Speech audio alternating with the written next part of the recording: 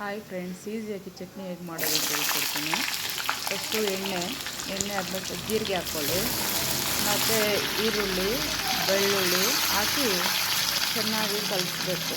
ಎಣ್ಣೆಯಲ್ಲಿ ಫ್ರೈ ಆಗಬೇಕು. ಜಾಸ್ತಿ ಫ್ರೈ ಮಾಡಿದ್ರೆ ಚೆನ್ನಾಗಿರಲ್ಲ, ಸುಮ್ಮನೆ ಲೈಟಾಗಿ ಸ್ವಲ್ಪ ಫ್ರೈ ಮಾಡ್ಕೋಬೇಕು.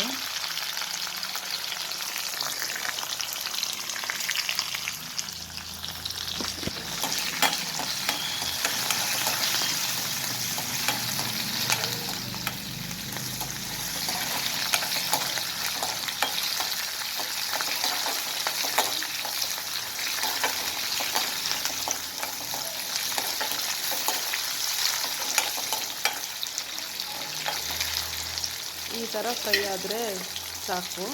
ಇದಕ್ಕೆ ಸ್ವಲ್ಪ ಪುದೀನ, ಕೊತ್ತಂಬರಿ, ಕರಿಬೇವಿನ ಸೊಪ್ಪು ಸ್ವಲ್ಪ ಹಾಕ್ಕೋಬೇಕು, ಜಾಸ್ತಿ ಹಾಕ್ಕೋಬೇಕು. ಆ ಟೇಸ್ಟ್ ಬೇರೆದಾಗೋಗುತ್ತೆ, ಪುದೀನ ಚಟ್ನಿ ಥರ ಹಾಕೋಗುತ್ತೆ.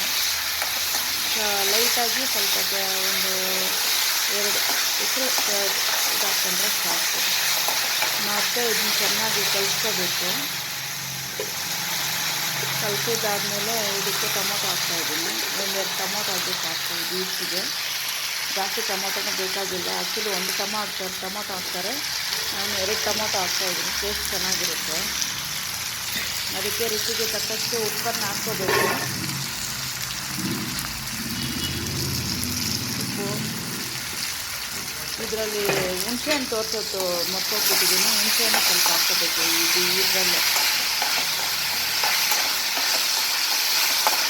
ಚೆನ್ನಾಗಿ ಇದನ್ನು ಸ್ವಲ್ಪ ಫ್ರೈ ಸಿಕ್ಬೇಕು. ಜಾಸ್ತಿ ಫ್ರೈ ಮಾಡಬೇಕು, ಸ್ವಲ್ಪ ಫ್ರೈ ಆಗಬೇಕು.